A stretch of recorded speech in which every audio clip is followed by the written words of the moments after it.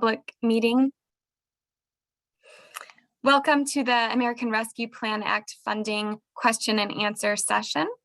We are so glad that you're joining us this evening to receive some information about the funding and a little bit of project information and plenty of time for question and answer. Welcome to all who are on the call. As you see, you should be seeing the screen in front of you that has a little bit of information to know about the technology. So as you may have realized, the video speaking and screen sharing functions are disabled to the participants at this time, but available to presenters. This is in order to protect for any unauthorized persons or offensive content during the meeting.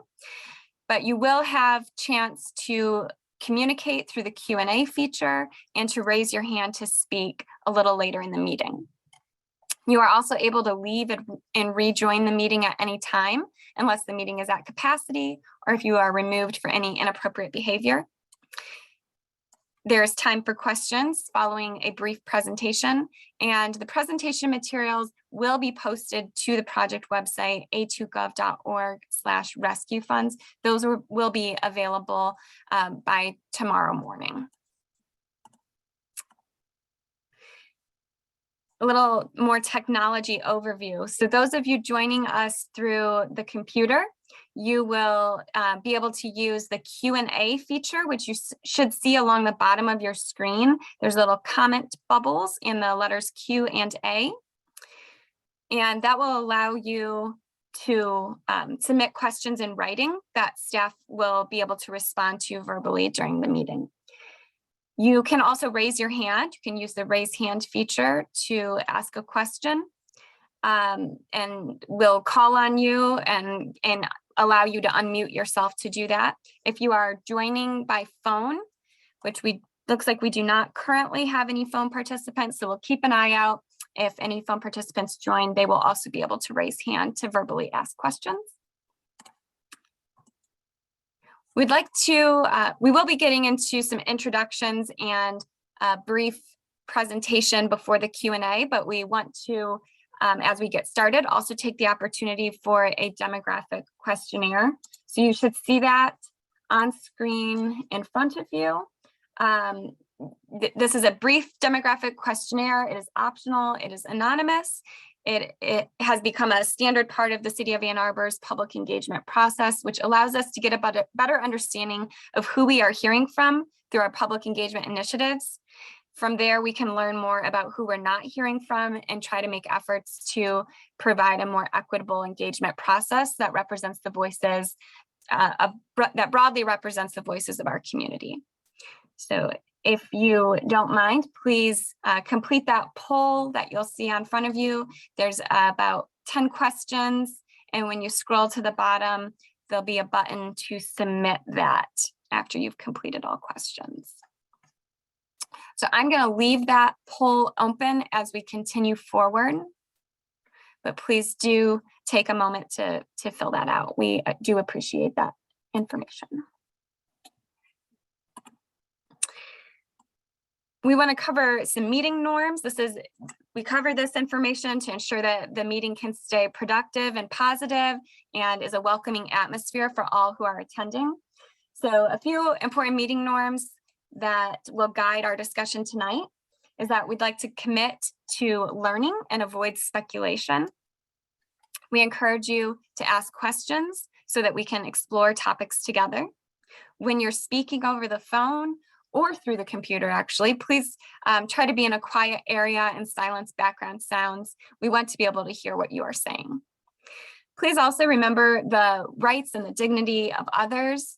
So if you are commenting on something else that's been said by another participant or even by a staff member, please remember to critique ideas and not individual people. Please be thoughtful about your language so that this can continue to be a comfortable and respectful atmosphere for all participants. Any inappropriate written or verbal language, including personal attacks or accusations, will be grounds for being removed from the meeting. So this is an opportunity, we'll pause here. Do these meeting norms sound okay, or is there anything that we should add to ensure that we maintain a productive discussion tonight? And you can submit that through the Q&A window, or if you'd like to raise your hand to speak, you can share additional feedback that way as well. And for our call-in participants, you would press *9 on your keypad to raise your hand if there's something you'd like to say. So at this point, we're just looking for specific feedback on these meeting norms.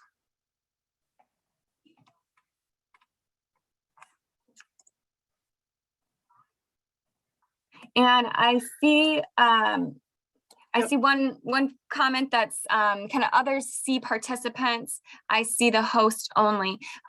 You're probably only able, you should only be able to see other staff and panelists, not other public meeting attendees. Your video cameras are disabled. That's for the safety and security of the meeting.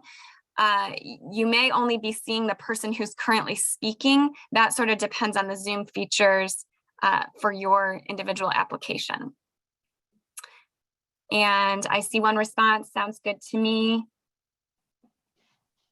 And I think that that probably concludes our review of the meeting norms. So I won't belabor this. We'll continue moving forward. The demographic poll is also open. If you would like to contribute any poll responses to the demographic questionnaire, please do so. I'll leave that open for another couple of minutes before we close. All right, sorry. Moving forward. Okay, now let me cover some quick introductions before we get into this portion of the presentation. Thank you for bearing through the technology overview, the meeting norms, and the demographic questionnaire.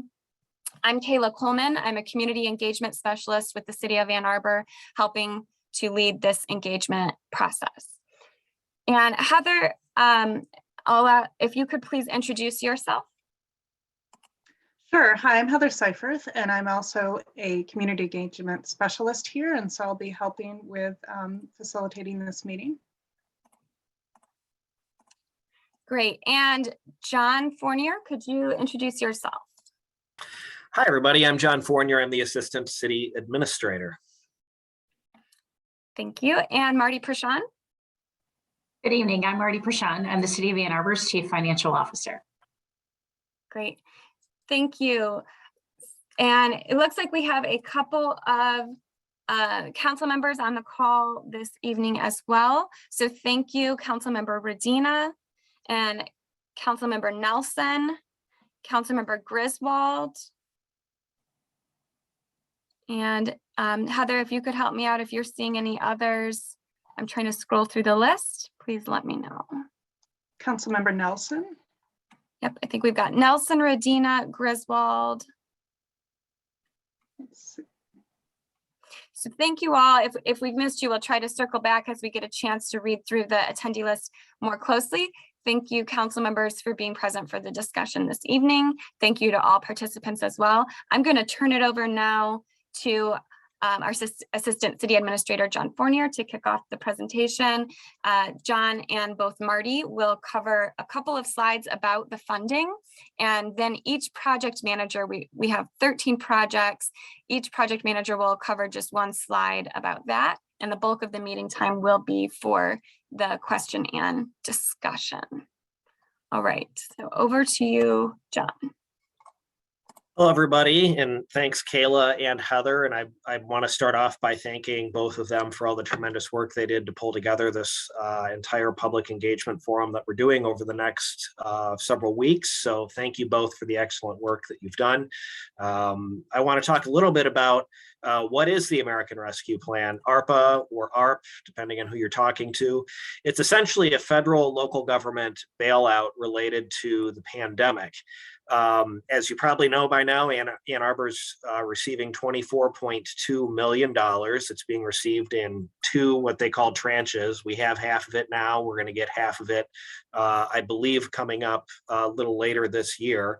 And the reason why we received $24.2 million is the federal government took a huge pot of money, and decided to allocate it to local governments based on what those local governments would have received relative to each other by the community development block grant funding formula. And so they just routed it through that formula that output a number, and we ended up with $24.2 million. And so there will be other opportunities for us to apply for funding from the federal government through other programs. There was recently an infrastructure bill that was passed that we're very excited about. But in terms of this specific pot of money, we're limited to the 24.2. And so Marty will go into a little bit more detail about how exactly we can spend these funds, but it's all dictated by a series of federal regulations issued by the Treasury Department. They actually just published the final rule earlier this week, and it's a lengthy document. Many of us on city staff have dog-eared copies sitting on our desk that we've gone through section by section, myself and Marty among them. And so I'll hand it over to Marty, and she can talk a little bit about the specific uses that are allowed under the federal rule. Thank you. As John mentioned, the federal regulations classify eligible expenditures into 4 major categories. The first category relates to expenditures related to response to the public health emergency or its negative economic impacts, including assistance to households, small business, nonprofits, or aids to impacted industries such as travel and hospitality. The second category allows for expenses related to premium pay for workers performing essential work during the public health emergency, which includes work for such activities as trash collection, police, and fire. The third category, which is the government services category, is the broadest category and allows for expenditures related to directly provided services. It includes services traditionally provided by local government. The amount allowed under this category is either a standard $10 million allowance or is determined by a revenue loss calculation as prescribed in the U.S. Department of Treasury's final rule. The amount calculated for the city is approximately $18.4 million in this category. That calculation has been reviewed and approved by our city auditors, Yo and Yo. The final category allows for expenditures related to water, sewer, and broadband infrastructure. This includes water and sewer distribution and storage improvements and managing and treating of stormwater. Broadband infrastructure includes building the infrastructure itself and also assisting households in obtaining internet access. The eligible expense categories had obvious impacts to the type and number of projects that we're bringing forward for discussion. Other important information to share regarding ARPA funds are that allowable expenditures must occur between March 3rd of 2021 through December 31st of 2024. The Treasury built in some flexibility in allowing locals to commit the funds by December 31st of 2024, but actual expenses or payments must be made by December 31st of 2026. The final rule strictly prohibits supplemental pension fund contributions and existing debt payments. The final rule also strictly prohibits funding, that this funding cannot be used for non-federal grant matches. And finally, there are significant reporting requirements as required by the U.S. Department of Treasury, which are detailed by an 85-page user guide document. Our first report was required on August 31st of 2021. Our next follow-up report is due at the end of this month, and ongoing quarterly reports are required. Expenses and obligations are required to be reported on a per project basis, utilizing 66 expenditure categories. Certain categories require additional programmatic data or backup for expenditures. The reporting requirements allow for the Treasury oversight and transparency regarding the use of the funds. Finally, best practices and Treasury recommendations are that these funds not be used for ongoing financial commitments and be focused on one-time investments that support long-term growth and opportunity.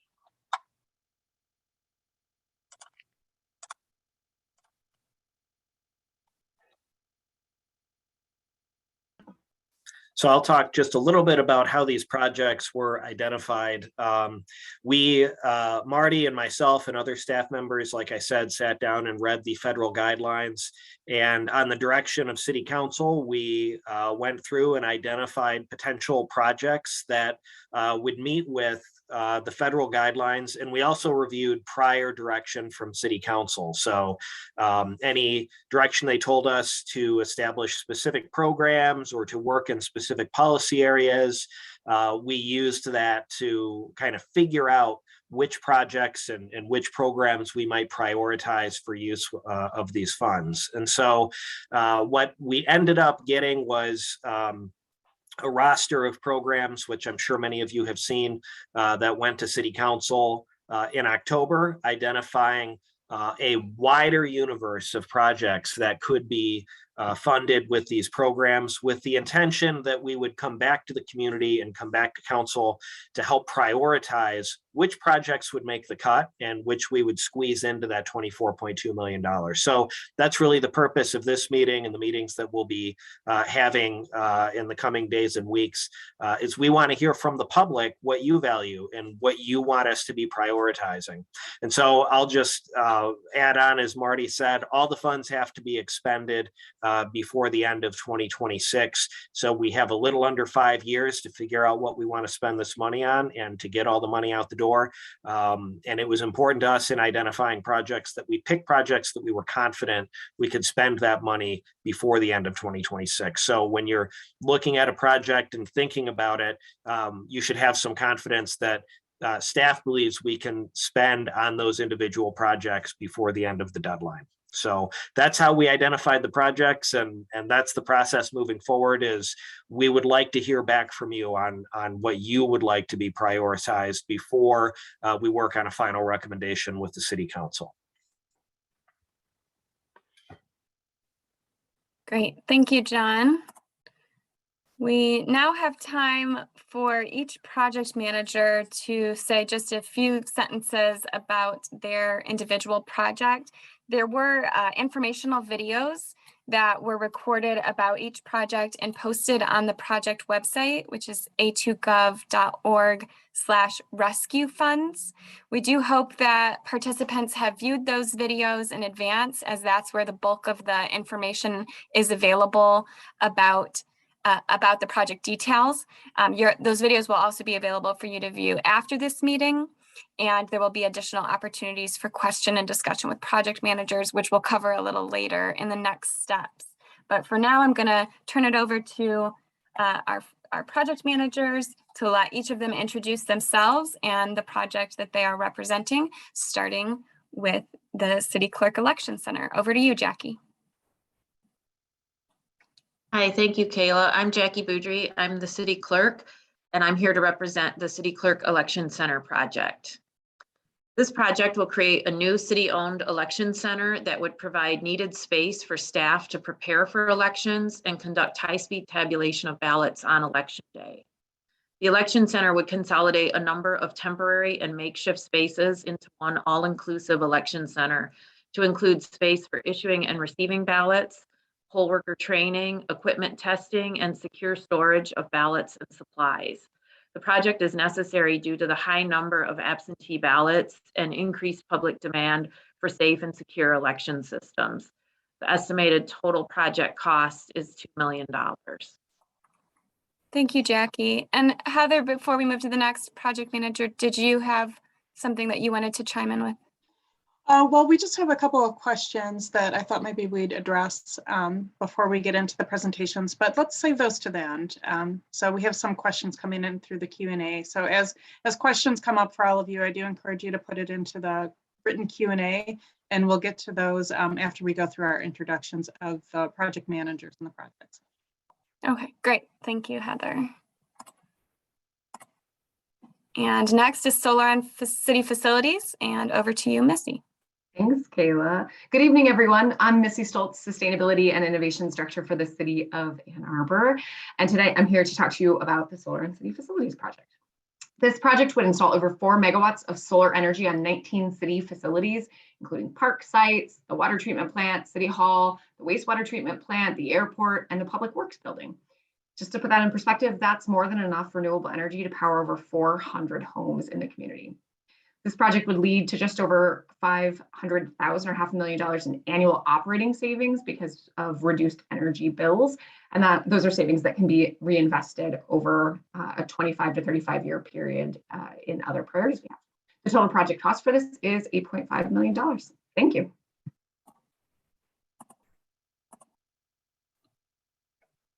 Thank you. And over to you, Jennifer.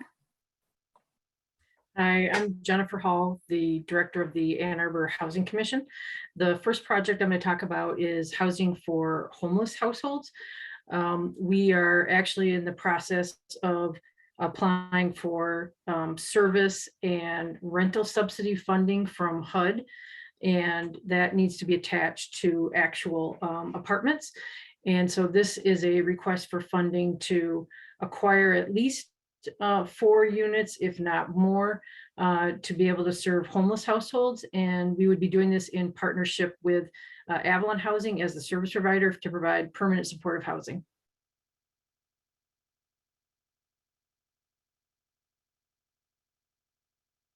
And the second project is acquisition funds.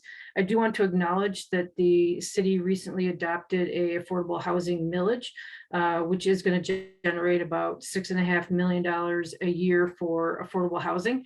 And it's still not enough to meet our goal of having 2,800 additional units in the city of affordable housing by 2035. So this is request specifically for acquisition, which is the hardest part of doing any kind of affordable housing project, is securing the property to begin with. And the size of the project wouldn't be 3.5. We would leverage other funds to do a much larger project.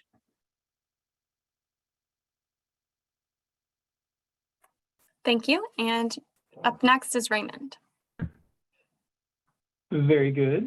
Good evening, everyone. My name is Raymond Hess. I'm the transportation manager for the city, and I'm here to present 2 different projects. The first is the Vision Zero implementation project. So this project would fund, would kind of be like starter money or seed money for the newly adopted Moving Together Towards Vision Zero Transportation Master Plan. If you're not familiar with the concept of Vision Zero, the idea is that no one dies or is seriously injured in crashes on our streets. So the projects, as we've identified them, include measures to reduce speed, enhance system design, and provide education on transportation initiatives, especially those focused on safety. And the total project cost is $9.5 million. The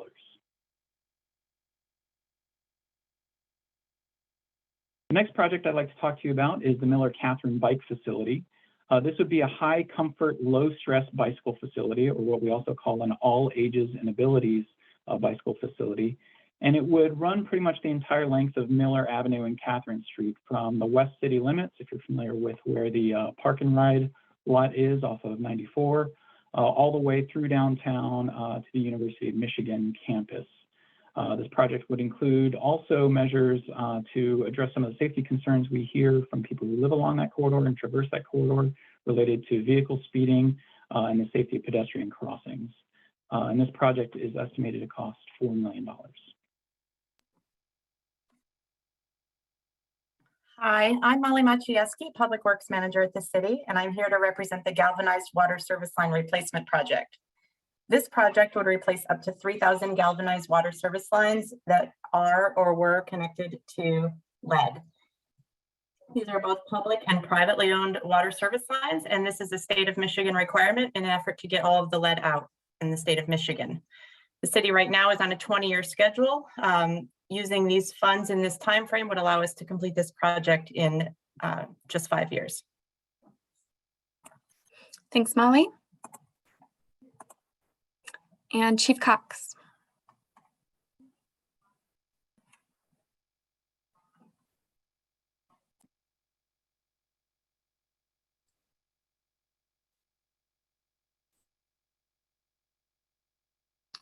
And Chief Cox, we're not hearing you right now.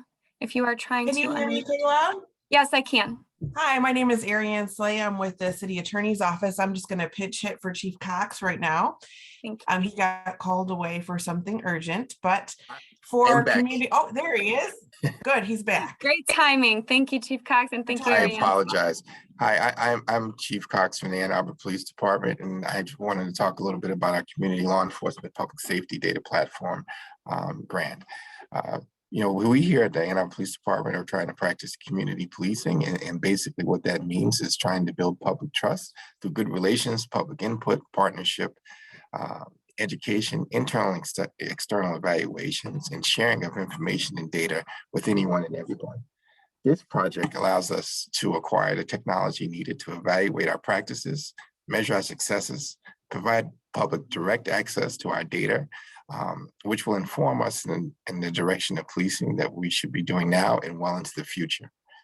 The data collected will hopefully reduce human biases that we all have and support quality service and critical decision-making in line with public sentiment and good practice. The cost of this is $1,244,745. Thank you very much. Thank you. And Chief Kennedy. Good evening. My name is Mike Kennedy. I'm the fire chief for the city of Ann Arbor, here to represent the Fire Station 4 on Huron Parkway project. This would be the first net zero fire station in the state of Michigan.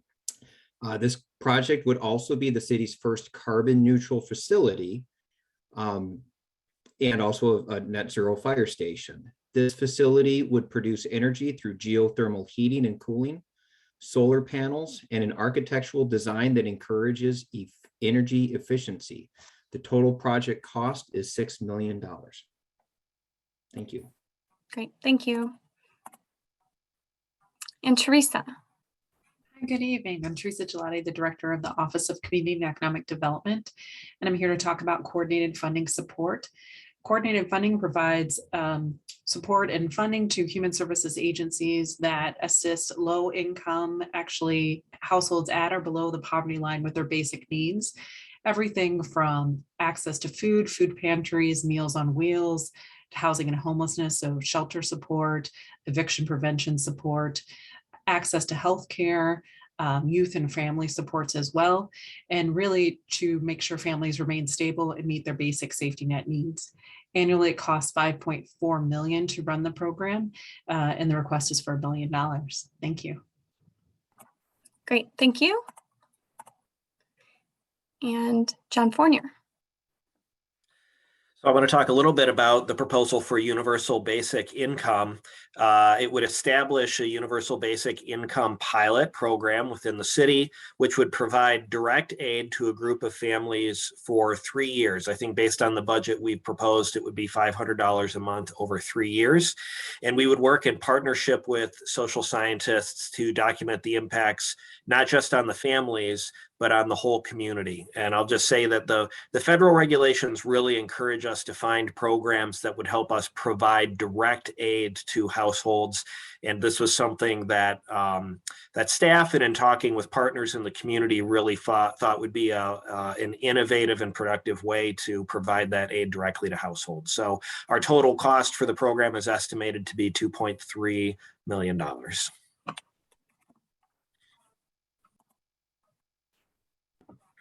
I'm up on this one too. We'll talk about the Unarmed Response Program. As some of you may know, there was a report recently released to council, which I would say is a very preliminary discussion about this program that council unanimously directed the city to create. And so there will be a lot of work in 2022 dedicated to creating a program that would help divert armed officers from responding to non-criminal calls and to non-violent calls for services.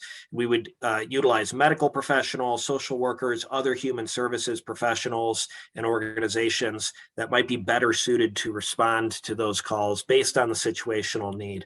And so, you know, while the details of that program will come together through a very deliberate process that involves a lot of community engagement, probably meetings like this and discussions with stakeholders, what we know is that this program will involve some degree of staffing up, some degree of professional services arrangements with service providers in the community and with other organizations. And we know that we're going to need seed money to get it started. So what we've proposed is to use $2 million of the ARP funds to help us get this program off the ground and give it a successful start in the city. So that is the ask from this batch of funding. Thank you. And over to you, Hilary. Hi, everyone. I'm Hilary Hansell, Park Planner, Landscape Architect, here to represent the Gallup Park Bridge Replacement and Road and Trail Renovation Project. So this project would replace the existing Gallup Park vehicle and pedestrian bridge with a new design that has expanded space for bicycles and pedestrians while still maintaining the single vehicle lane. Phase 2 of the project could include widening the border-to-border trail on the adjacent portion of the project, as well as adding advisory bike lanes to the park road and shifting parking off street. The cost is estimated at $2.3 million for the bridge replacement alone and $6.8 million for the entire project, including adding the trail and road improvements. Bridge replacement must be completed first out of any funding received. Great. Thank you all for those introductions. We now have the bulk of the meeting time for question and answer. Heather will cover an overview of the timeline, and then we'll be right into the question and discussion time. So over to you, Heather. Sure, and this just gives a brief overview of what the timeline for the decision-making process is. So back in September, October, and reaching a little bit into November, projects were identified based on the criteria that Marty laid out at the beginning. Both Marty and John talked a little bit about that. And we can go into more detail about that if people have more questions regarding the criteria. So these projects that you're seeing here today were identified and then refined to this list and shared with the community. So over the past month, we've been making the videos to explain the projects a little bit more. So those are available at the project website. If you haven't had a chance to view those, we do encourage you to go view those so you can get a deeper understanding of what the projects are that are being proposed. And then here we are today having this community conversation. So these steps 1, 2, and 3 are really meant to be the stage where we're learning, where everybody in the community is learning about what the ARPA funding is and what the projects are that we are proposing. And then we'll be getting into the survey. So after this meeting and the series of other meetings that are occurring this week and next week, we will be conducting a survey to get your responses to hear more about your preferences on which projects that you would like funded. From there, it will be compiling everything that we've heard back from the community, and that will go to the council. And the city council will make a decision on that. And then once that happens, the projects will begin implementation. So the projects will start as soon as we are able to start on them and finish up by 2026.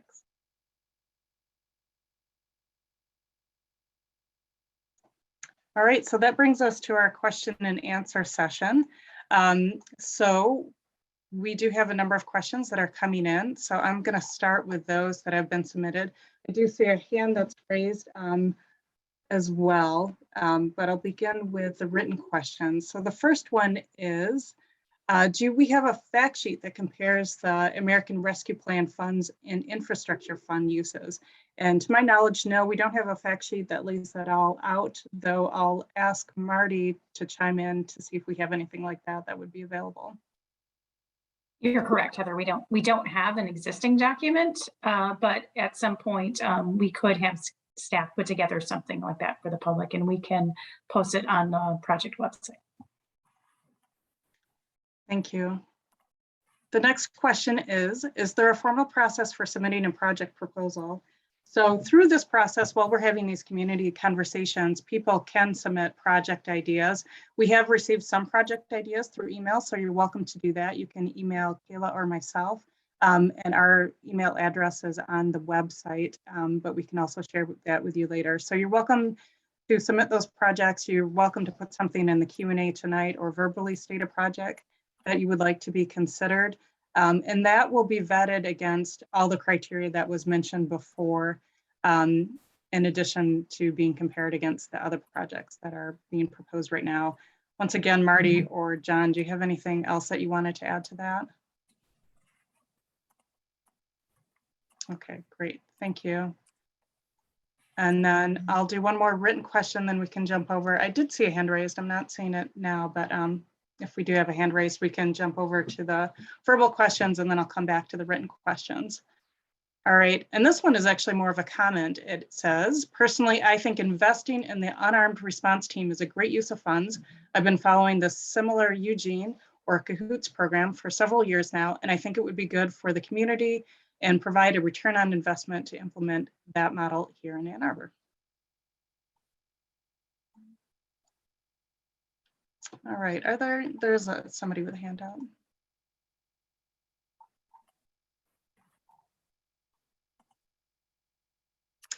So the name is Petals Sandcastle. I'm going to allow you to speak.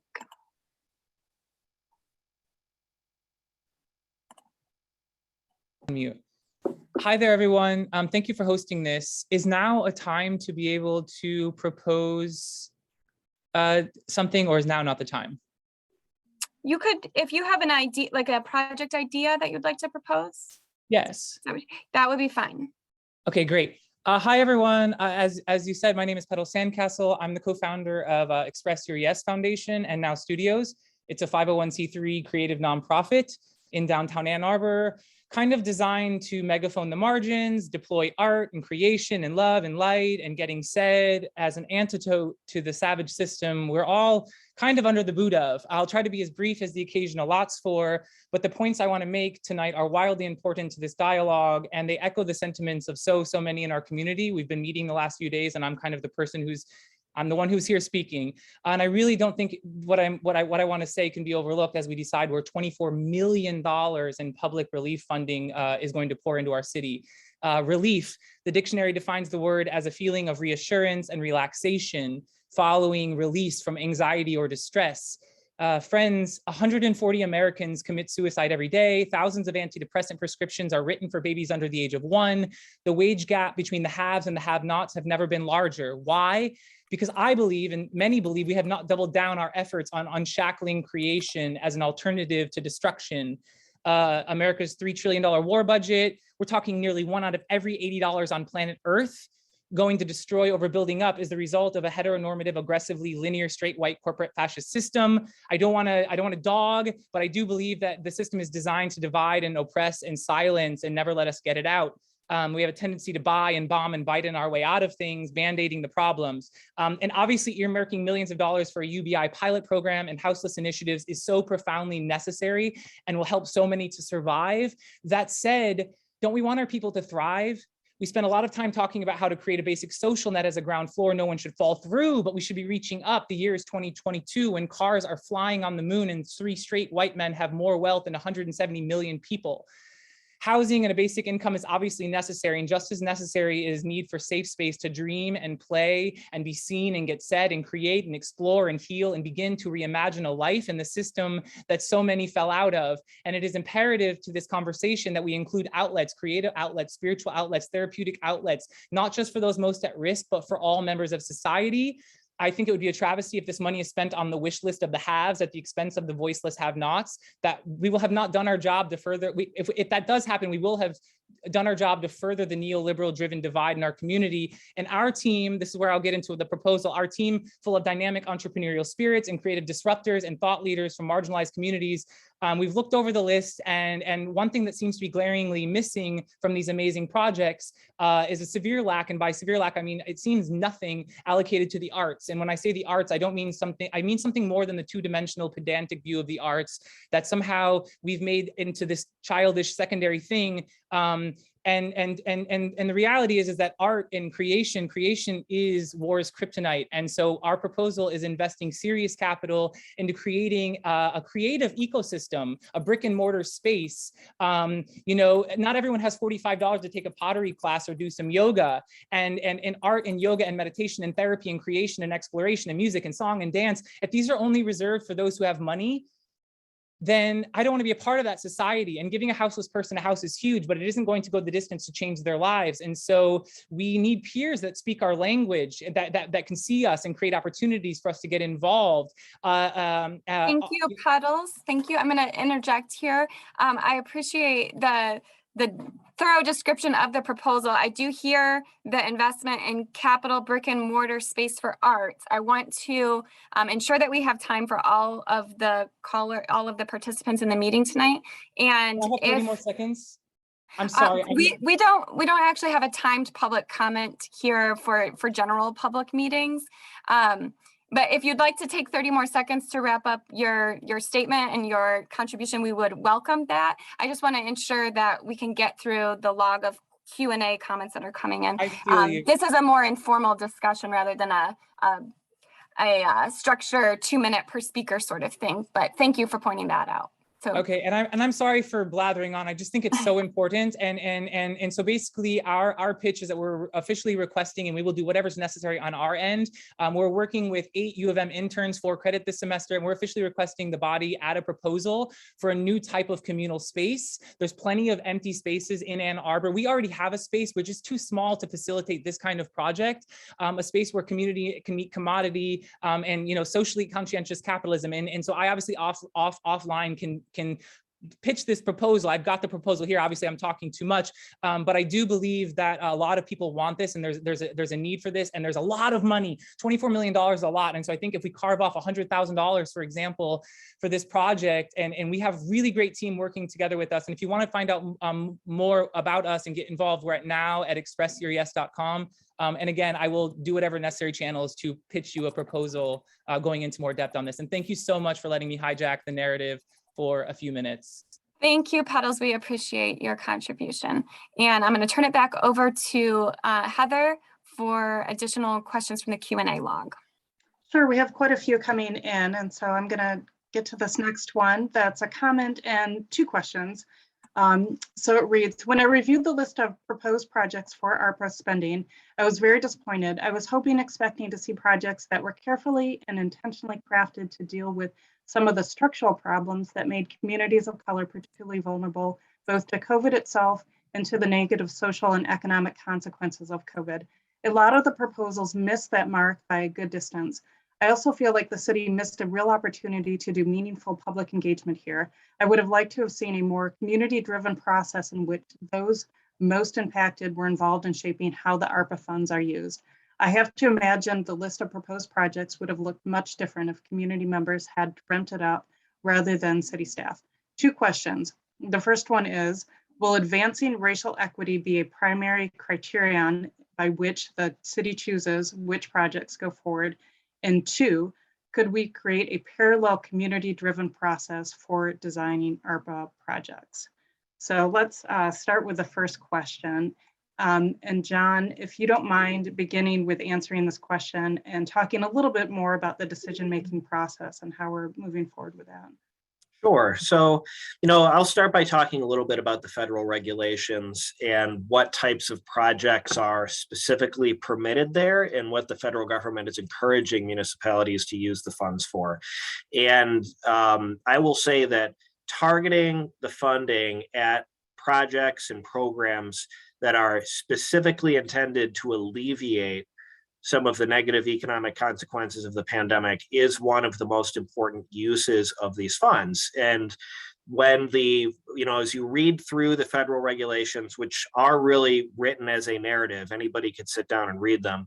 But as you read through them, they say things like what local governments should do is identify programs that are likely to help people who live on the margins, right? People who are in employment situations where their jobs may have been eliminated, or who were in housing that wasn't super secure before the pandemic and now has put them in a really insecure place. And so when we read through those regulations, that's really what bore our recommendation for programs like investing in the acquisition of affordable housing. And that's what led to our recommendation for homelessness supportive housing, right? That's what led to our recommendation to explore investing a lot more money in our coordinated funding effort, which is money that goes directly into social service providers in the community.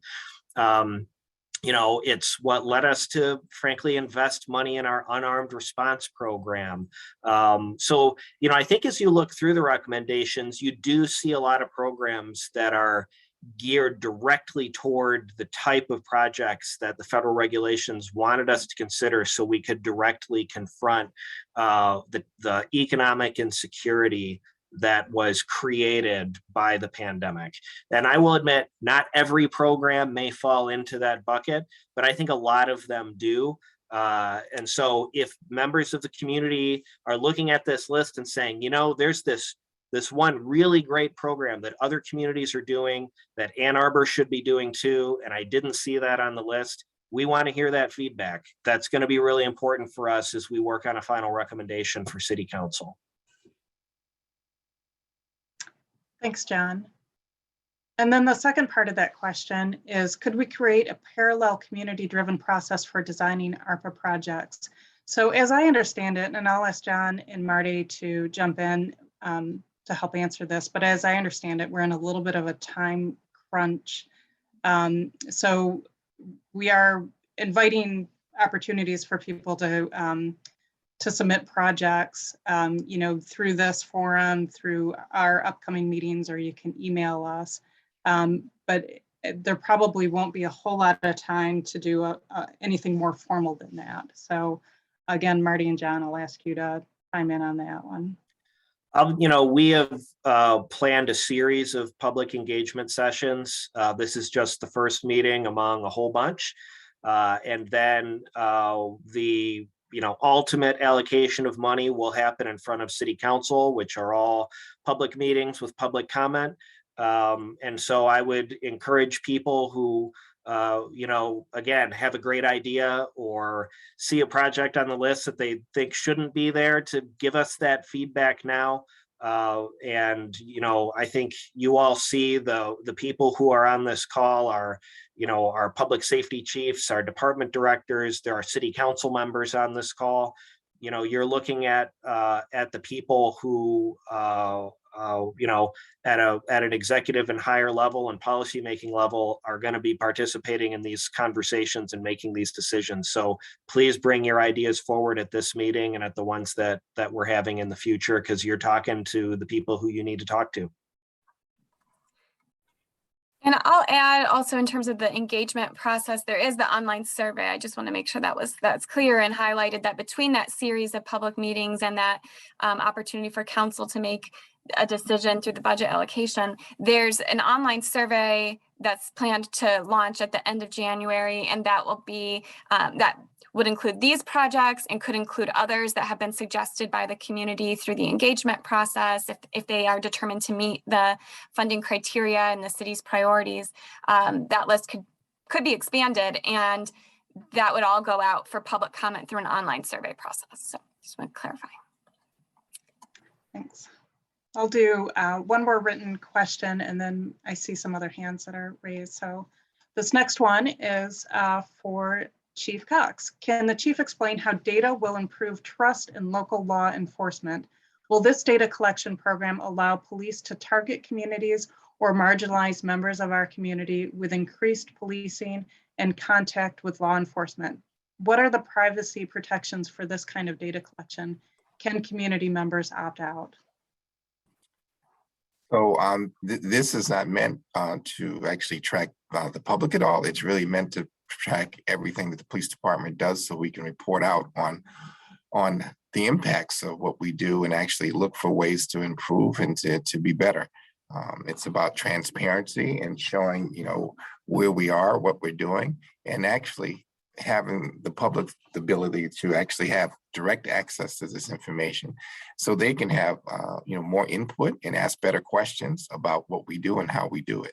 So this is it's not designed to monitor what the public does. It's really designed to enhance what we do in a sense that, to be able to report out and measure all the things that we do so we can report out on that and be transparent to increase public trust.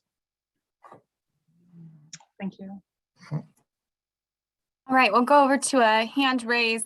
I see Glenn Nelson, you have your hand up. I'm going to allow you to speak. You can unmute yourself and ask your question or share your comment.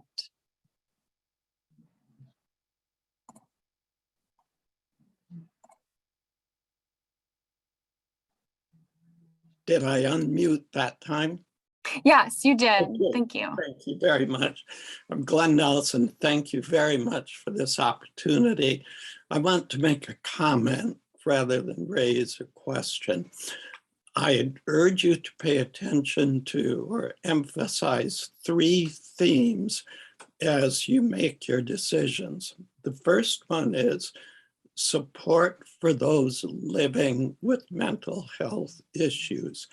It is very well known the pandemic made the mental health situation much worse in this nation. And I won't go into detail on every area, but it's one example of emphasizing that. In the housing area, we really need services for people as well as the brick and mortar. So emphasis 1 is support for those living with mental health issues. The second thing I would urge is services for children and youth and families with children and youth.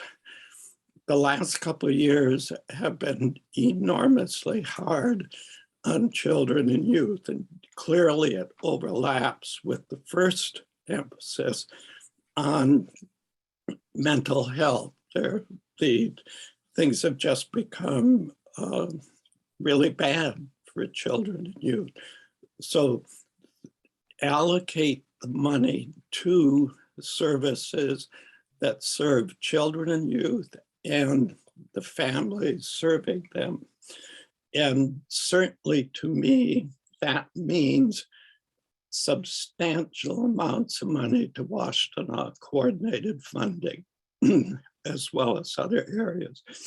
The third area I urge you to emphasize is unarmed response, which also interacts, all 3 of these interact with each other. That we need to strengthen the services which are provided by unarmed professionals coming to the scene. Part of the reason we've ended up with so many armed officers responding is we have chosen to fund police departments and staff them so much better than other agencies. They have the person power, they have the vehicles, the sirens, all these things. Others don't. We need to strengthen the capacity of our unarmed professionals to deliver services in a timely response to crisis situations and to highly stressful situations. Thank you very much for allowing me to make these 3 points. Thank you, Glenn. We appreciate your contributions. In summary, we heard the support, the importance of the support for those living with mental health issues, support for children and youth and those people who are living with children and youth, as well as support for unarmed response and the importance of that. So thank you for that feedback, and back to you, Heather, for our questions. Sure, and these, I'm going to begin with trying to group these a little bit more for each project. We're getting a number of questions coming in, so maybe we can stay focused on a project at a time. And this is going to go back over to Chief Cox again. The first question regarding your project is, why does the police department need another $1.25 million to analyze internal data? And wouldn't the proposed trainings already be covered in the police department's $13 million budget? Thank you for that. So this is really about our records management system, which is well over 20+ years old. And anyone who's familiar with technology must realize in today's world, there's so much more robust ways to capture data and to actually analyze that. And that's what we're trying to do. And we're not doing it just for our purposes, it's to share with the public and actually get the public's input on aspects of what we do and how we do it. And so the cost of it is the cost of what these data mechanisms cost. And but the purpose of it is really to build trust and to be far more transparent than what we currently are, for the publics to understand exactly what it is that we're doing, and so we can evaluate our training, so we can evaluate what and how we do, and see if there's any unintended consequences in what we do. If you don't track it and measure it, it's almost impossible to say that, or to know what you're doing. So. Thank you. The next question on this topic is, my hope is that ICPOC would be involved in the Ann Arbor Police Department's data project. Is that part of the plan? If we were to get this, absolutely, ICPOC could absolutely be a part of it, as well as the general public, because that's what it's for, is to provide the public with information, and certainly ICPOC is part of the public. So yes, to answer your question. Great, thank you. For those who are on the call who may not be familiar with what ICPOC is, that's the Independent Community Police Oversight Commission. And I'll go ahead and take another hand raise. Looks like Rolando, your hand is raised. You may go ahead and unmute yourself. I apologize. I didn't mean to do that. Oh, okay. Well, no Thank problem. you. Lower your hand. Thanks. All right, Heather, back to you. Thank you. Okay, going back to the written questions, we're going to shift over to Raymond Hess. How does the Miller-Catherine Bike Facility interface with the DDA People-Friendly Streets Miller-Catherine Street Improvement Project in spring 2022? Yeah, thank you for that question. It is meant to be an extension of the DDA's project. So for those of you not familiar, the Downtown Development Authority is planning to do a protected cycle track on Miller-Catherine from First Street to Division. This would kind of create the ring around downtown. If you're familiar, there's already such a facility on William. There's one that was finished on First just recently, and then Division actually just opened up just recently as well. So Miller finishes that circuit. This would take that, which is roughly 1,900 feet or about a third of a mile, and extend it the full length of the facility. So that would be about over 3 miles long, about a 3.25 mile. Now, what I will say is the project as we've envisioned it is dedicated to a high comfort facility, as you heard me say earlier. So this pretty much means a protected facility.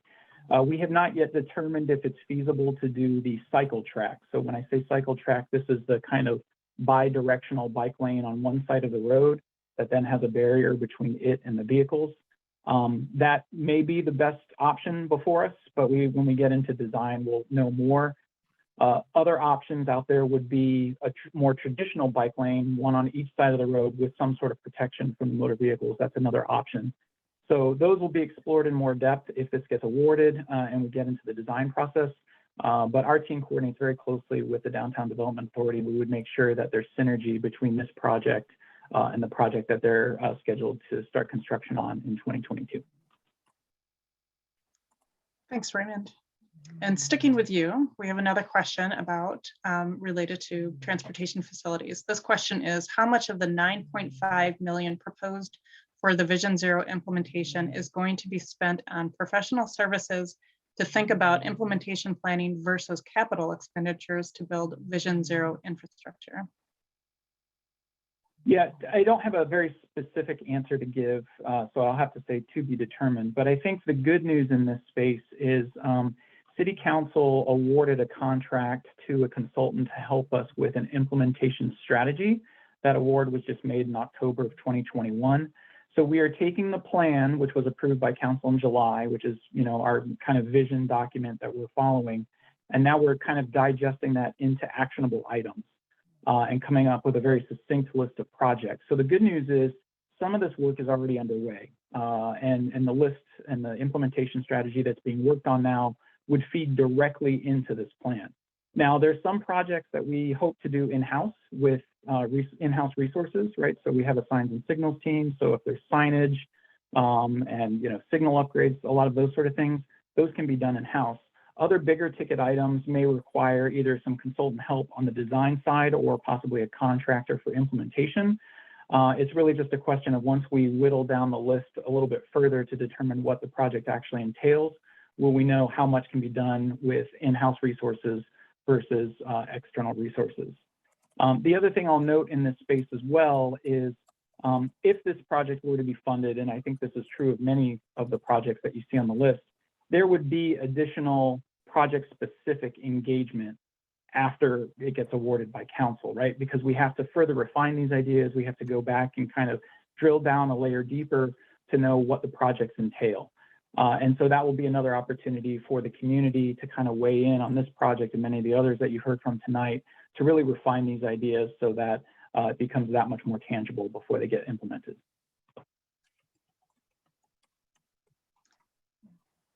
Thanks, Raymond. All right, let's skip over to universal basic income. Actually, we have a question that's addressing both universal basic income and the unarmed response programs. And the question is the city prepared to support ongoing costs for the universal basic income and unarmed response programs? It seems like these would require ongoing financial support. Sure, I'll jump in and answer that.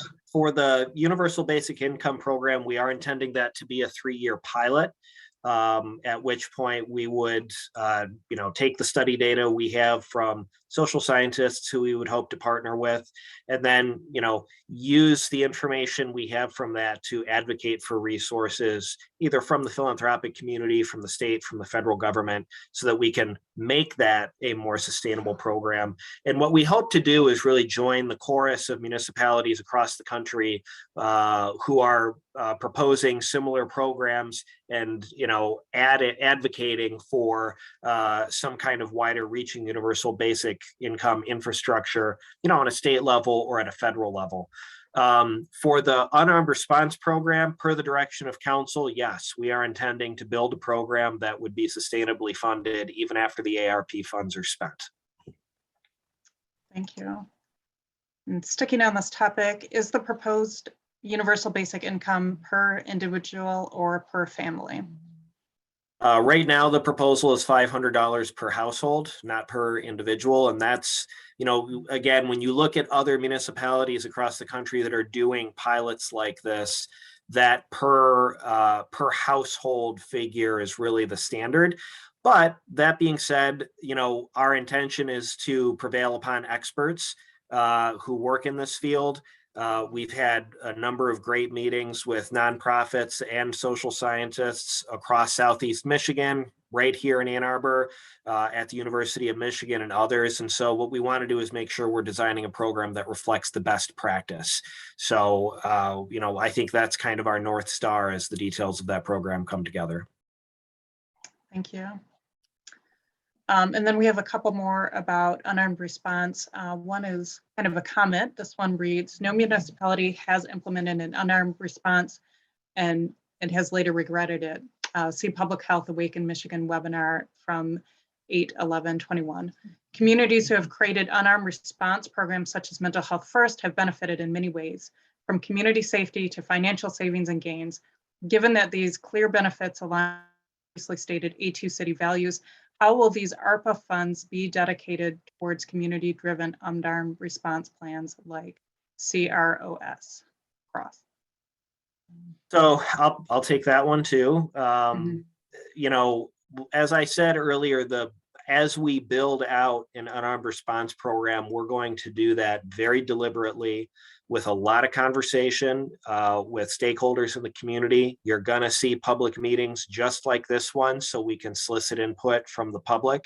And that's how we're going to build this program. So I can't tell you right now, set concrete budget for it, or how much money is going to be diverted toward service providers and how much money is going to go toward staff, or how much what, because the program must be built with community input and community partnership. And we're really committed to doing that in the city of Ann Arbor. And so what I can tell you is that as we entertain contracting with vendors who can help us build the program out, those contracts will be awarded on a competitive and transparent basis, just like all city contracts are, through our public RFP process. And so, you know, as we kind of move through 2022 and do more work on this project, you should have a lookout for public meetings like this, and have a lookout for the communication that's coming from the city to kind of learn more about who might be involved in that project and what that program is going to look like. But what we know for sure is we're going to need seed money to get it started. We know that for sure. So that's why it's included as a proposal in the ARP funding. Thanks, John. And then we have one more question regarding unarmed response. This person is wondering if the program will be created within the police department or would it be independent? So, you know, I'm just going to fall back on the report that went to City Council, and a good portion of that report reflects research that city staff did and conversations we had with stakeholders in the community to kind of level set for a wider conversation we want to have in 2022. But I will say that one of the clear messages from programs like this that have succeeded across the country is that they really do have to be an independent agency from the police department. And I think that in conversation with our stakeholders in Ann Arbor, that's the expectation in the community. And so I think that as this program comes together, that's the direction you're going to see it take. Thank you. Kayla, do you want to jump over to the hands that are raised for the moment? Sure. First, I'm going to just a quick one that I see it came in from Petals Sandcastle, who had spoken during the comment. Is there an official way to propose? And I'm going to paste a response in the chat in the Q&A window that includes my email address as well as Heather's. You can email either of us with more details and information about your proposal, and we'll make sure that that gets to the project team for consideration. So watch for that. And on a related note, we're going to take a question from Deb, and I see Deb also has a comment in the Q&A. So I want to make sure to acknowledge that first and then see if Deb has something to add to it. So Deb, I see that your comment includes the importance of investment in the arts and cultural assets, and looking for an opportunity to have a project incorporated in the list that addresses that, particularly in light of the impact of COVID, the shutdown for art, art centers, I suspect is not exactly how it's worded, but the first wave of COVID shut their doors and continued surges. Audiences are uncomfortable going into venues. This sector is under constant threat in the future of the arts. The venues, the museums, the theaters, the festivals, the fairs that promote the program services and products. So we have an opportunity here with the ARPA funds to keep these assets in our community. So that in summary, that you'll see that in the Q&A window, but that in summary is Deb's comment that was submitted. And now Deb, you are able to unmute yourself if you'd like to add anything to that. Yes, thank you so much. And I apologize for that truncated text because there was only a certain number of letters that you could have in there. And unfortunately, it wasn't smooth. So I'm Deb Pollack. I'm the director of Creative Washtenaw. We are the arts service and advocacy organization, Arts and Creative Industries for Washtenaw County. And of course, Ann Arbor fits in the middle of that. And it is true that this sector has been devastated and will continue to be devastated.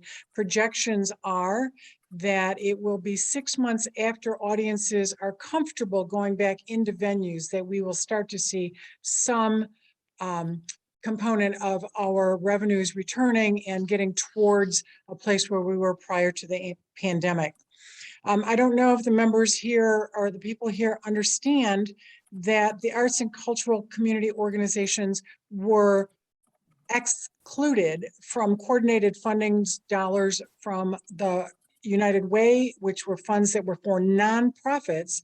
And I'm speaking primarily for nonprofits at this moment, but I'm also speaking for the businesses that are in the arts and creative industries. So the arts and cultural organizations were not allowed to apply for funding from coordinated funding.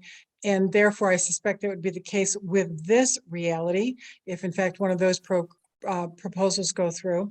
And then for other COVID relief initiatives through the state, and this would be the first four initiatives that Spark managed, $4.827 million that came to Ann Arbor and Washtenaw County. Of that $4.827 million, only $247,000 came to any arts and creative industry, and we extend that broadly. We include tattoo parlors in that, in addition to places like the Michigan Theater. $247,000 out of $4.82 million. The city of Ann Arbor, the community values arts and creativity. They value our venues. They value these assets that add greatly to the economic impact of this community, our health, our welfare, our education, and likewise. And this is an opportunity to use ARPA funds to invest in this sector and rectify an omission that has been part of this city for the longest time, and that is no direct funding to arts and creativity. And although the proposal is not here, we will be submitting it. It would be very possible to manage a funding process that is similar to other communities that are using ARPA funds to do similar things, and that this long-term investment would pay off for this community greatly. We are currently in the process of losing lots of people from the sector, lots of artists, creatives, and otherwise. So I would greatly appreciate, on behalf of the arts and creatives that we support and those businesses and nonprofits, that there be an opportunity to do this. And I don't know if he wants to, but my husband, Russ Collins, is here, and he has just an addendum. Well, one of the real value disconnects in city government and into a certain degree the karma of our community is its passion for the arts and the funding for quality of life issues like bike lanes and parks, and the complete disregard of any role for government in the support of the arts and cultural world. I thought Petals did an interesting and appropriate job of including how the arts deal with marginalized communities. So consideration and somebody in the city taking some degree of interest in this critical reputation dynamic for Ann Arbor, and the way that this has been completely kicked to the side by administrations and by the city politicians is disturbing, particularly at this point in time when that particular sector of our community is in a great deal of stress. The Michigan Theater benefited from federal funds, but we received no local or regional or county funds. And that's the case for every arts organization, except those very few, which many of those were for-profit, which is great. Creative industries stretches across all economic sectors. You've heard a lot from the arts. I hope that it can be taken to heart. Thank you. Great. Thank you for both Deb and for Russ for your comments and statements in support of funding towards the arts. And yep, go ahead. Oh, sorry to interrupt, but we do have a comment that's written regarding the arts. So I figured as long as we're on the topic, I'd just read this comment if that's all right. Sure, go ahead.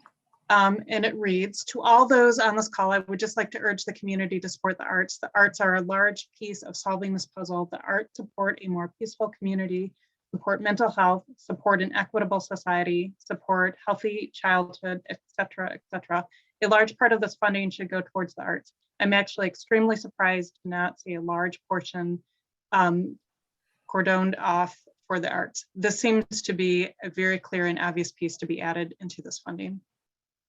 And I see two more comments. One, I agree with Deb, supporting arts and culture is an allowable expense.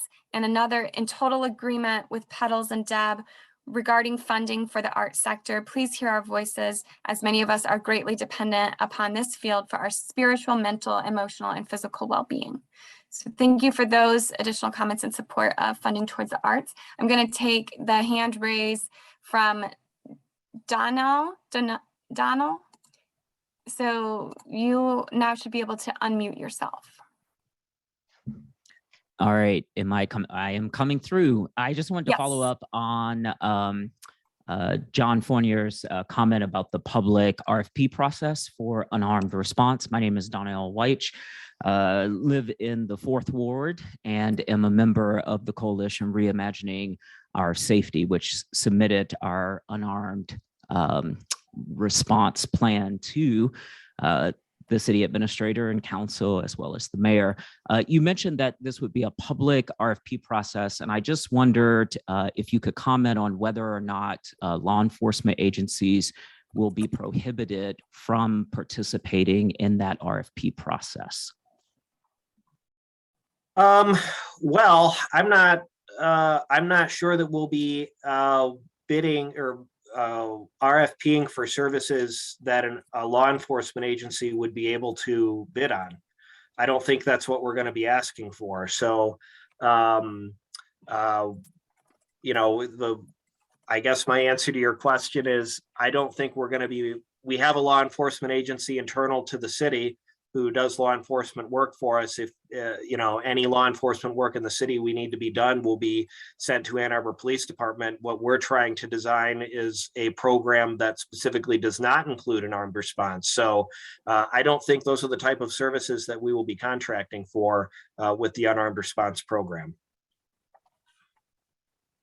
Did that answer your question, Donnell? If what John is saying is correct, then yes, but I could imagine law enforcement responding to dispatch services if the city decides to do a separate number. And given that law enforcement currently maintains dispatch, they might respond to that. And so I think I hear in your imagination of the program, you don't imagine a law enforcement agency being able to reply. But as I think about the program, I see lots of opportunity where law enforcement can create either responses within their budgets and departments to take on that work, especially if we're using a co-response model like what the Washtenaw Sheriff's Office does today with community mental health and a co-response kind of way. I could see them rolling that out into a program and then bidding on a service delivery that, if we're in a competitive process, seems to undermine the very nature of what we're doing, because right now you haven't precluded it. All right, thank you for that clarification, Donnell. Yeah, go ahead, Mr. President. I just want to say, and now I understand completely what you're asking. I think that's a really valuable comment. And I think as we have the kind of community conversations that we need around this program, that's something that we should keep in mind. You know, I don't want to get too prescriptive tonight because I think there's a lot of work to be done on the unarmed response program, but I understand what you're saying, Donnell, and it's something that we will keep front and center. Great. Thank you. And let's take, I see Councilmember Griswold also has your hand raised. Please go ahead and unmute yourself. I just want to address the art community and state that at the beginning of this process, council members were instructed to let staff independently come up with a list, and at some future time, we would weigh in and provide our input. That has not happened yet. And so I would encourage the art community to reach out to me tomorrow, Friday, and we can have a discussion about possible funding. So John Fournier, you can correct me if I'm wrong, but I don't believe council members have been asked to participate in the process yet. Some may because of their appointment on committees. But I guess my question is, have I missed that input process? Well, I haven't reached, I haven't reached out individually to council members and asked for input, but we've provided a memo to council that was on a public agenda. I think, there have been opportunities for council members certainly to express their opinions on it. But I think one thing that is true, Councilmember Griswold, is that this is an iterative process. Ultimately, at the end of the day, council will have the final say, which, as pointed out at the beginning of the meeting, will happen at some point in March. And so, we're hearing a lot of comments about the arts tonight, and I think we're all hearing that. And so it's something that we'll have to work through the process as the final recommendation comes together. Okay, thank you. And I will take that action item as a council member who's hearing it tonight. Thanks. Great, thank you, Councilmember Griswold. And I do want to, one comment in the chat that said our city officials going to have the final say in how the money is allocated. And I think that Mr. Fournier just addressed that, and that council will ultimately make that decision. And that's anticipated at a meeting in March. So hope that provides clarity on that question. And back to you, Heather. Sure. Well, actually, I see that Jennifer has her hand raised. So let's jump over to Jennifer, and then I'll go to some questions on Fire Station 4. So Chief Kennedy, you can be prepared for that. I would just like to offer, since there does seem to be a lot of folks from the arts community on this meeting, that I don't know if you're specifically thinking about space or programming, but when you have those discussions, I would welcome you to think about city-owned properties that we're developing as affordable housing, because the first floor is an area that normally you would do as retail office, but we're actually thinking about it more as a cultural space of some type because of the way that the economy is going. So if that's a type of thing that you're thinking about, I would welcome those discussions. That's what I wanted to offer. Thank you. And I think we may have temporarily lost Chief Kennedy. Oh, he's coming back. He's back. Okay, I just wanted to make sure he was with us before we went into the Fire Station 4 questions. But yeah, great. You're back just in time, Chief Kennedy. We have some Fire Station 4 questions that I'm gonna apologize about that. What's that? No problem. Apologize about that. We had a connection issue. No, that's okay. That happens. Okay, the first question is, how will Fire Station 4 reach carbon neutral? Will there be an electric fire truck by any chance? So I might turn to Dr. Stoltz for some of this. She's the kind of the resident expert. So to achieve the carbon neutrality, it's through geothermal and a really significant solar or photovoltaic array are really the two principal that we'd be looking for. And we're looking for net zero for electric. There's no intention of running natural gas to this facility, so it would be fully electric. I know a question has come up of water, and we don't really know that we've got the ability to fully reuse water on the site. So electric is, from the net zero lens, is what we're pursuing. The technology for electric fire trucks is still, it started, but it's not super reliable, and especially in a cold weather climate such as Michigan. So we are anticipating the building would be built for an electric fire truck and for the infrastructure for a charger, but the building would be net zero. The current solar technology wouldn't allow to power both the station and the fire truck because it would take such a dramatic electrical load to do the perceived charge need of the fire truck.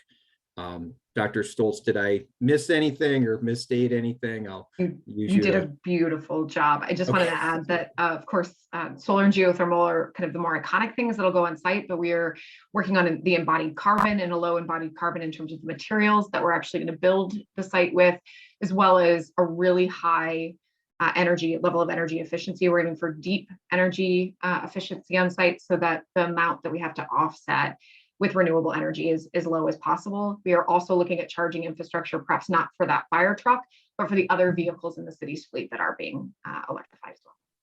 Thanks, Chief. Thank you. Thank you. And then the next question on Fire Station 4 is, will the fire station attempt to reach passive house certification? Again, I'll probably turn to Dr. Stoltz for that. I'm not familiar with that particular term. Yeah, so we don't right now have the goal of striving for passive house certification on site, although we're aiming for all of the values held in passive house. If that's helpful. Thank you, Dr. Stoltz. Okay, let's see. Well, I'll just move on to the next comment that's here. Which is equity has been a big issue on Ann Arbor's current land use zoning ordinances. Economic segregation has worsened due to COVID within the city. The comprehensive land use update has been delayed due to COVID. A fairly direct project that would be to use the ARPA funds to support community engagement for marginalized communities during the land use update, including childcare services and outreach. Lower income workers were most severely impacted from especially those in the service industry. So this land use update engagement support would meet the ARPA criteria. So that's more of a comment than a question, though I do wonder, John, if you have any updates on potential timing for the land use update. I don't. I think that's probably more a Brett Leonard, Derek Delacourt question, but it's something that we can investigate. Certainly, thank you. Okay, and then moving on to the next comment. Of the 14 proposed projects, how are they going to be submitted under ARPA? 7 categories out of 66 subcategories. Several of these programs are heavily economic development, which, if I'm not mistaken, is not allowable expenses unless they are water, sewer, broadband. I'm not seeing the nexus of COVID-19 for many of these, as they are not serving QCT communities or those in poverty. Having a relationship to COVID is the underlying feature that must be met under all conditions in order to meet the requirements for funding. It feels as though the city is placing itself in jeopardy of having to return the funding in the event of an audit. Shouldn't we be using infrastructure grants for these types of projects instead? I might be able to talk a little bit about that. If you go to the project website, we've linked to a memo that was sent to City Council that describes where specifically in the federal regulations that specific proposal is allowed. But something I want to talk more generally about is that, you know, the ARPA funds are intended as a response to the COVID-19 pandemic. But part of that response is to replace lost revenue experienced by local government and to help local government fund initiatives that might otherwise have been funded if not for lost revenue and disruption from the pandemic. And in that bucket of eligibility, there's actually a pretty wide range of projects that the city can pursue. And the federal regulations make it really clear that Treasury is encouraging governments to move in that direction with some of the money that we receive. So, well, you know, we've really tried to focus a lot of the funding on you know, services to residents who might be in economically unstable positions, on things like, you know, replacing lead in water lines, on, like I said before, affordable housing, homelessness support services. We did think that it was important to prioritize some projects, like, for instance, Vision Zero, that's very important to the community, or the Miller-Catherine bike lane or bike facility, or other similar projects that might have been funded at a higher level if not for the pandemic. So, you know, I do want to make it clear as we discuss these projects that everything that we have proposed is allowable under the federal regulations. And we have, kind of done an exhaustive look through of the regulations to make sure that that is the case. We do not feel that we are in jeopardy of any kind of penalty from Treasury if we pursued any of these projects. There's a follow-up question that just came in that says, so you are saying these will be funded under general fund replacement? Do you have any comment or do you want to address that? Some of them would be funded under other eligibility criteria. Yes. Okay. And kind of a similar question and related back to the fire station. How is the ARPA from the impacts of COVID-19 pandemic relevant to spending money on an electric fire truck? I'll jump in on that one too. The federal regulations actually encourage us to spend money on energy efficiency.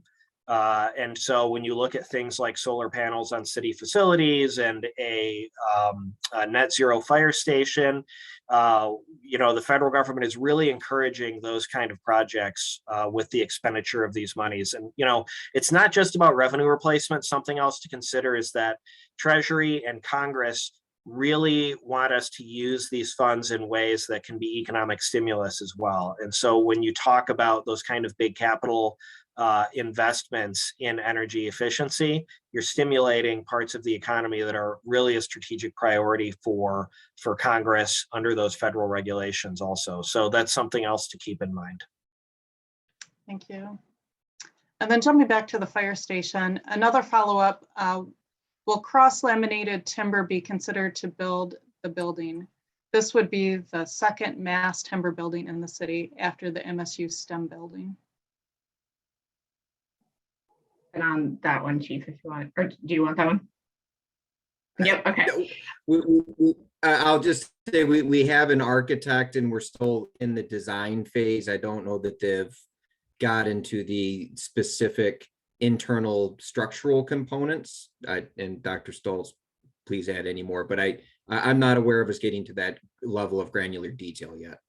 That's right. The architect right now is doing all the energy and material modeling, giving us the scenarios that we'll be able to move forward with. So I would imagine that this is one of the scenarios, and we just met with them, I think, yesterday or 2 days ago on that topic. So to be determined, but thanks for raising that.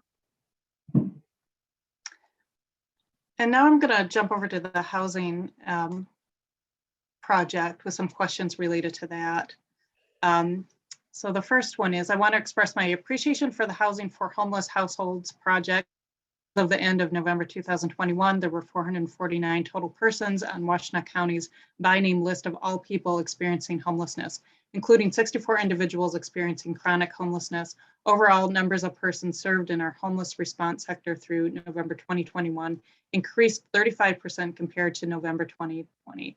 Our system modeling shows us that 95% of those experiencing chronic homelessness need PSH, 40% of non-chronically homeless adults need PSH, and 15% of non-chronically homeless families need PSH. The length of time from entry into the homeless system to permanently housed has been increasing for those experiencing chronic homelessness due to a lack of permanent supportive housing available. The need is there, and these funds will leverage other competitive federal funding from HUD. Thank you for bringing this proposal forward. So that is a comment on that. And then there is a question. Let's see. Actually, this is another comment. Thank you, Jennifer Hall. We need to execute the suggestion you made and create a funding mechanism based on community priorities and values to support ongoing long-term as well as entrepreneurial organizations and businesses who have and will serve this community for decades. We need to stop separating arts and creative organizations from small business or for-profit businesses. Creative Washtenaw has a plan to propose.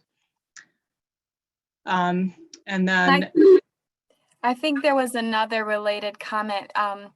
Since the housing initiative might take this all came after, I believe, when Jennifer Hall spoke up in relation to the arts, the request for arts projects, and this is on that same vein. Since the housing initiative might take a long time to build, how about this space available now perhaps a tax break for the landlord. And there's a link there. So those on the computer can see this in their Q&A window if they want to look at that link specifically. Did you want to comment on that at all, Jennifer? Sure. I didn't propose any funding in this particular ARPA funds for the city-owned sites that I was actually referring to, that we are definitely going to be doing some development on. And the way I look at it, probably similarly to the arts community, the way I look at affordable housing is you want to own it. You want to own the property.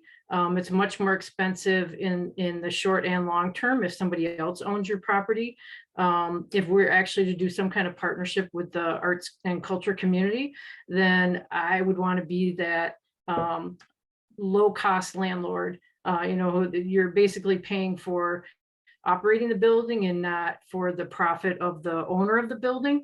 So I'm not an expert in this area from the arts and cultural side, so I welcome any discussion about it. But from a partnership with the housing side, I would want to own the property, not rent it from somebody else. And we really have several sites in the downtown that we are, would actually be really nice sites for some kind of first floor active use that's supportive of the arts and cultural community, that's permanently there and has a way to stably provide a space. So that's what I'm suggesting is a possibility for discussion for folks who care about that. Thank you. All right, moving on to other comments. I love the commitment to building out the unarmed crisis response hand in hand with community members as co-designers. How can we use this method with all proposals and plans, including those yet not submitted? And Kayla, did you have a response to that, or were you just, okay.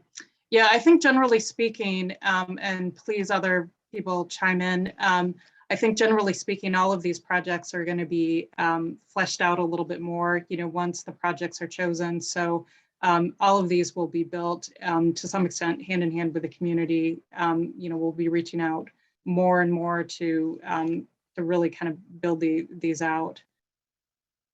Did anybody else, any of the project managers, have anything that they wanted to add to that?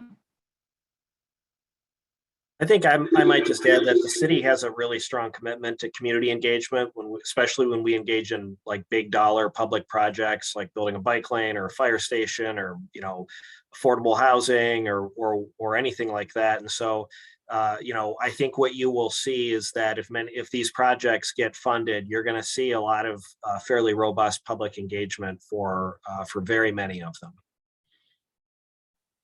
Thank you. This next question, will the coordinated funding support project partner with local social service agencies and nonprofits such as JFS of Washtenaw County that provide safety net services? Yes, thanks. We would run a funding round.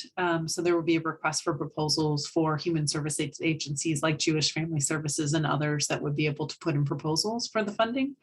So it would behave similarly to previous coordinated funding models where there would be a request put out and we would hear back a community scoring process that would be involved and then awards made. I think there are some specific requirements with the ARPA funds that Mr. Fournier had mentioned that would restrict it to, in this particular case, to making sure there's some tracking involved related to the population served and the incomes in particular. So that would be a piece that's slightly different with the ARPA funds than normally what we do with a coordinated funding round. Thank you. And this next set of questions and comments has to do with the process. The first one is, would it be possible for the next session to have more representation on the panel? That is BIPOC, LGBTQIA+.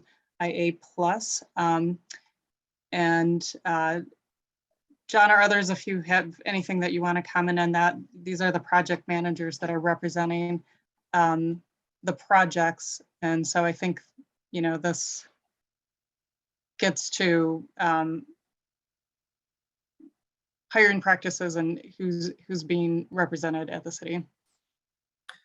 I'll just say that it's an excellent comment and thank you for making it. And it's something that we'll keep in mind. And then the next one is, can I make suggestion that the future meetings on this topic make it possible to see who else is participating? I think there would be value in getting a sense of who and how many people are participating in these sessions. This is kind of a function of being on Zoom, unfortunately. So we've structured this as a webinar versus a meeting. And the reason why we structured it as a webinar is it gives us a few more safeguards against being Zoom bombed. We've actually had a number of Zoom bombing experiences that were really incredibly unpleasant and disrupted meetings. So unfortunately, you can't see the other attendees. And I know that it just feels really limiting. I know for myself that it's really, it takes something away from really interacting and really feeling like we're having a community conversation when you can't even see the people that that are having the conversation.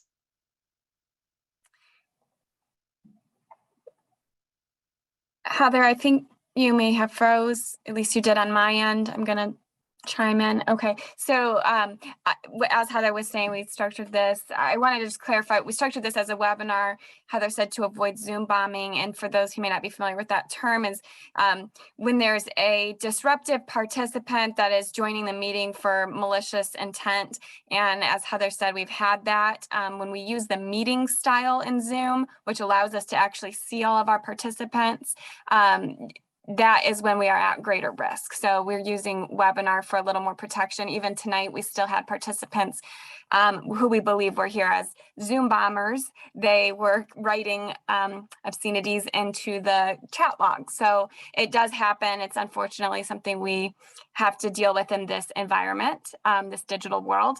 But for reference, in terms of how many people participated, we currently have 33 non-staff attendees in the meeting, and that has fluctuated. It's people come and go throughout the meeting. I think the highest I saw was around 51 at one point. So that gives you a sense of how many people, though I know that doesn't give the satisfaction of being able to actually see each other. To continue on where Heather left off, there was really nothing on the city's ARPA page indicating that any projects will be considered other than those proposed by city staff. If you really want people to propose ideas, you need a better process. And we appreciate that feedback. I think that's something we can think about on the webpage language. Part of the hesitation is, again, because of the very complicated nature of how the funding can be used and what's eligible. We did err towards staff identifying eligible uses and hoping to vet those ideas with the community, but we intentionally held off on not wanting to launch into the online survey until later in the month to allow time that if ideas were generated through the community meetings, we'd have a chance to vet those with the criteria and determine if they're eligible and could be added in before going out for public input via the survey. So point taken, thank you for that feedback, and that's something we can look at. And I also see a question again on process. The follow-ups scheduled public sessions seem focused on specific proposals. Is that a deep dive into those projects, or is it important for those of us proposing other projects to attend those sessions as well? So the following Q&A sessions, I believe there's 8 over this week and next week. Those are intended for follow-up time for additional questions and answers on individual projects. So more of the deep dive, as you said, as the comment initially said, though it will mostly be discussion time, not staff presentation time, just to clarify. And those who are proposing other projects, if it's in line with the nature of the other, like maybe a variation on a project that's already proposed, I think that would be really valuable to, if you've got something transportation related, there's a meeting where Raymond tomorrow will talk about the 2 transportation projects. So that might be a good one to attend to contribute additional thoughts. But it's not by any means, if a community member wants to suggest a project for consideration, you don't need to be at one of those Q&A sessions to do so. So I think that takes us through let me do another check here to see. I think that takes us through most of our questions. We've got one follow-up. How do we receive direct notification of next steps? So the best way to stay informed about the process and any next steps is to subscribe to the email subscription list that is linked on the project webpage. So if you go to a2gov.org/rescue funds, in the right-hand panel, there's a little envelope that says subscribe for updates. And that is where we'll be communicating, make sure to communicate via that channel, as well as other social media and communication channels to leverage the most outreach as possible. We do intend to use that email list. Next question that's come in, whether Congress desires or encourages localities to use the COVID funds for electric fire trucks. The main focus is to use the funds to recover from the impacts of the COVID-19 pandemic. I don't see how an electric fire truck or bike lanes is related to the implications of COVID-19. So that is more of a comment, but it does relate to the eligibility of the fund expenditures. Does John or Marty want to speak to that, John?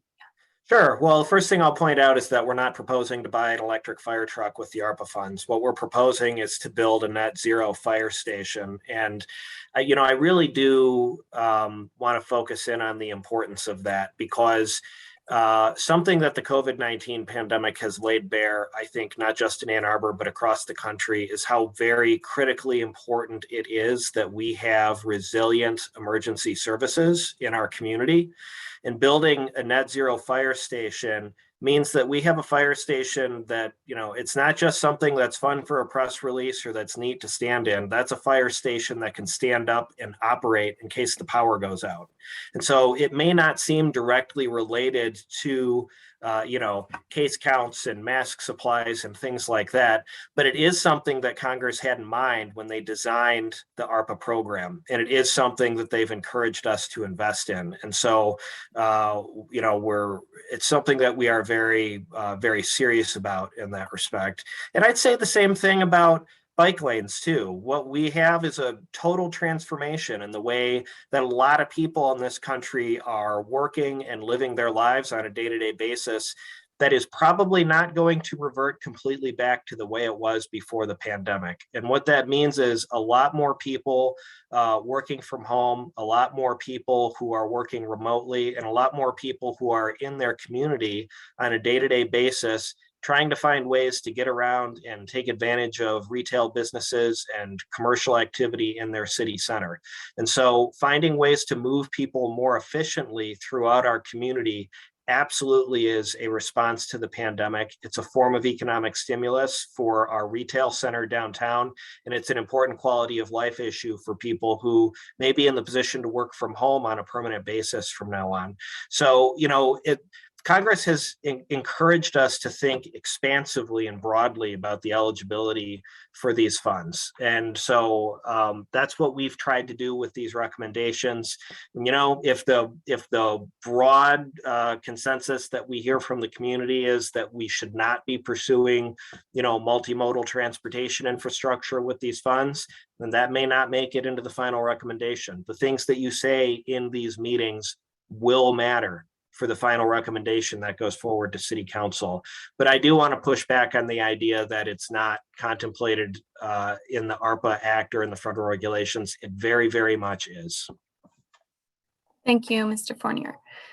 That completes all of our open questions, and I don't see any other hands raised. We do have a few more minutes, so if others are thinking of questions or comments, you are very welcome to chime in with those. I've got just one or two slides here to cover as we wrap up, and I'll keep an eye on additional questions coming in. We do have, you should be seeing my screen at this point. I hope you are. And that has the upcoming meeting schedule. So between this week and next week, there are 8 additional question and answer sessions. And as noted, these are framed around specific projects and meant to provide really ample opportunity for discussion with the project managers. We know we had a lot to cover tonight. 13 projects is a lot for a 1-2-hour meeting. So we wanted to make sure there were other opportunities to get in touch with the project managers. Also, The web URL was requested. That is at the bottom of the screen here, a2gov.org/rescue funds. And it has been requested through the chat questions, the contact information for myself and Heather for any follow-up about specific proposals. You could reach out to us. I've included that here on this slide, and it was in the Q&A log as well. And with that, I'm not seeing any additional questions coming in. Oh, sorry, I do see a hand raised from Deb. Oh, sorry, there you go, Deb. You are now able to go ahead and make your additional very quick comments or question. questions. Very quick Sure. question. Can we get a copy of this deck of slides? Yes, this will be posted on the project webpage. We'll get that up by tomorrow morning. That was actually an oversight. It had meant to be posted before the meeting. So you will have access to that. Okay, great, absolutely. thanks. And the recording of the work. meeting. The recording of the meeting will be posted within the next few days. Thank you. Thank you for this work. Thank you. And I don't see any other additional questions. So thank you all for joining us this evening. Thank you for the great discussion, the questions, the comments. I'm sorry, Hilary, you did have your hand up at one point. Did you want to make a comment or contribution? Sorry. It was just a quick mistake. You caught me. That was fast. You were fast. Okay, no problem. Didn't want to miss you. All right. Thank you, Hilary. Thank you all to our project managers. Thank you to our community participants for your thoughtful discussion and questions. I'll just ask John, Marty, do either of you want to make any final comments as we're closing? Anything further to add? Marty, anything from you? I just wish to thank everyone for their participation. We do truly appreciate your involvement in the process. Thank you. I'll echo that. I thank you for all the members of the community who came out tonight, for all the great questions and comments. We are listening. So thank you for everything that you wrote and said. And in particular, thanks to city staff who dedicated a good part of their evening to facilitate and participate in this meeting. Thank you all so much. All right. Thank you and have a nice evening, everyone.